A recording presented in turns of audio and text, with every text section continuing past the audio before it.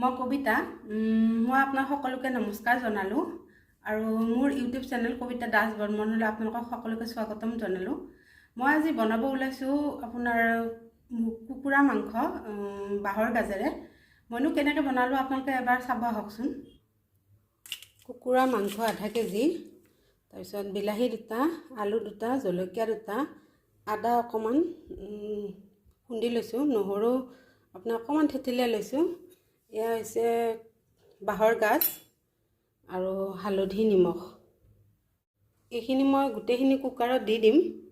এইটো বনাব একেবাৰে সহজ। গাজটো মই বেছি নিদিওঁ, কাৰণ বেছি দিলে বাঁহৰ গাজটো টেঙা হয়, আৰু বিলাহী যিহেতু আছেই 1 চামুচ দিলোঁ, আৰু এইখন সৰু চামুচ, এই চামুচেৰে প্ৰায় 2 চামুচ দি দিলোঁ। মই বস্তুখিনি গোটেই ঢাক খোৱাকৈ পানী দিছোঁ। ইয়াতে জালুক অকণমান দি দিম। জালুক দিলে খাই ভাল লাগিব। লগত অকণমান কেঁচা মিঠাতেল দি দিছোঁ।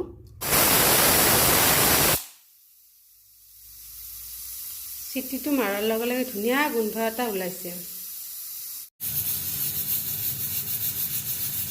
আলু 4 পিচমান ভাঙি দিম, 4 পিচ 5 পিচমান ভাঙি দিম।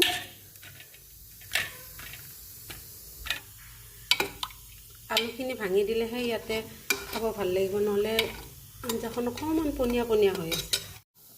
নিমখটো কম হোৱা যেন পালে অকণমান দি দিব। মাংসখিনিও ধুনীয়াকৈ সিজিছে। 3টা চিটি দিছিলোঁ।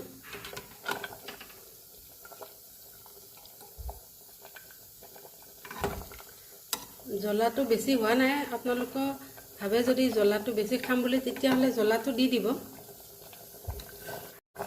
আলুটো ভাঙি দি অকণমান উতলিব দিব।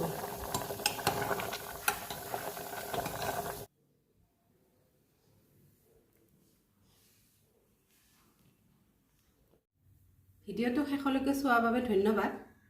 আপোনালোকে সকলোৱে এবাৰ বনাই চাব।